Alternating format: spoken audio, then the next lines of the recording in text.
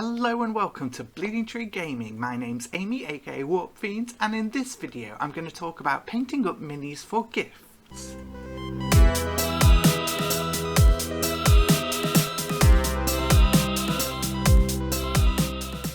So a friend of mine is a notorious shield maiden who was the real life inspiration for a mini I've wanted to paint for some time. Over the years she's helped me a lot with sorting out my flat, and I wanted to not only paint this piece as a gift for her but to do it all nice and display on a little plinth. Kinda like how a model would be displayed for a competition. Now I don't have hundreds of hours to perfectly render every single detail, but I would like something that looks high quality with only around 10 hours work. The first part is going to be preparing the models. So I have this cute little plinth lying around, no idea where it's from, sorry, but if anyone recognises it, I'd kind of like to buy some more, so please let me know. I'm going to just test out the position a little bit and then glue down the prone figure to the base. I'll keep the main figure separate for now so I can paint it and add it at the end. I'm going to use some green stuff to build up the base, to blend in the minis and create a nice uneven ground surface. Once I've smoothed it in, I firmly press the main figure into it to make sure it sets with a space to slot this in afterwards. Now, like the absolute professional that I am, I completely forgot to record the initial steps of painting it, so I'm going to have to jump to a model that has some base coats and simple highlights already applied. I hope anyone watching this video shouldn't find it too difficult to base coat their models. Luckily I wasn't planning on doing a full step-by-step painting guide to this one, but rather kind of talk about some broader issues. Now I have a few priorities when painting this kind of metal model to a high standard, but the major one is the face. This is usually the focal point of a model, so it's very important to put in some extra effort to make sure it goes above and beyond. I very rarely use washes on faces. Everything is highlighted up from my darkest skin tone to my lightest. I like to apply a subtle blue to the shadows, particularly on the lower half of the face, and blend that into the shades around it. On female faces, it's important not to go too heavy with that blue on the chin to avoid the look of a 5 o'clock shadow. Similarly, I want to avoid harsh transitions and get a lovely smooth skin tone throughout. Now, an important difference between painting a modern computer generated model in plastic and a classic hand sculpted metal mini is that there's going to be imperfections in this because that's the nature of the medium.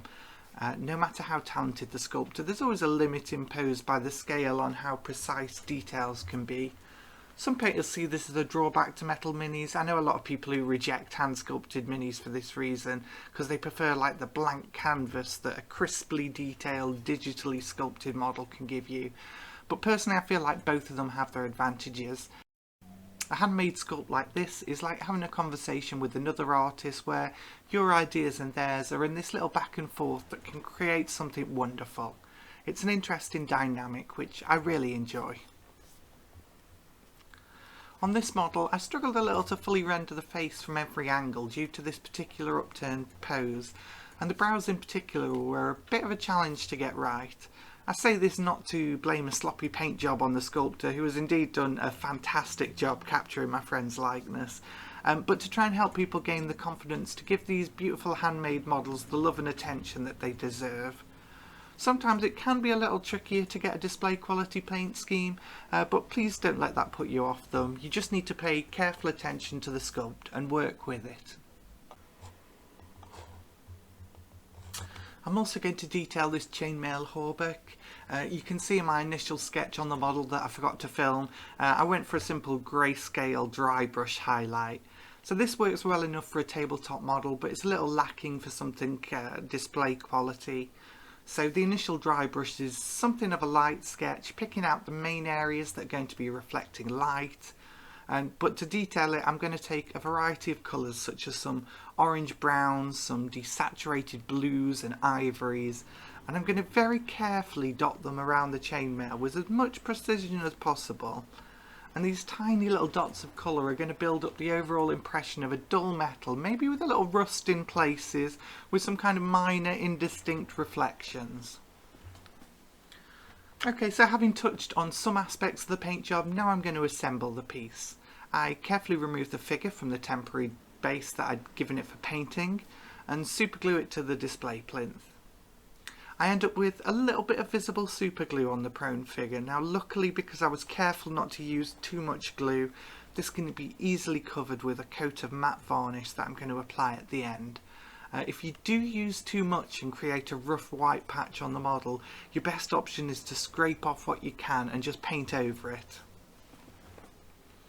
To fill in the gaps around the base of the main Mini, I'm going to take some thick Mod Podge and mix in some of my basing mix, trying to get more of that finer grade sand in there.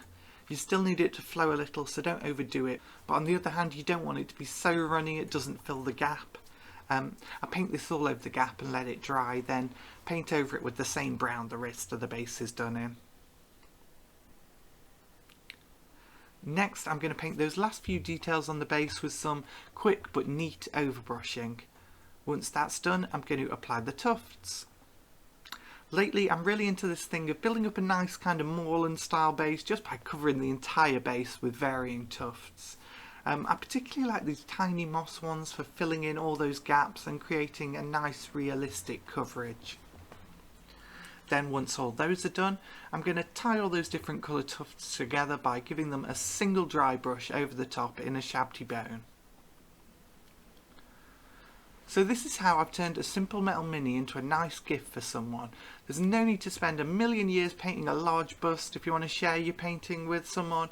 A simple model like this, well painted with a bit of extra basing effort, makes a fantastic gift. So I'm going to cut to the beauty shots in a minute. Thanks very much for watching. This is Bleeding Tree Gaming. Don't forget to like and subscribe, it really helps the channel. I will see you in the next one. Bye bye.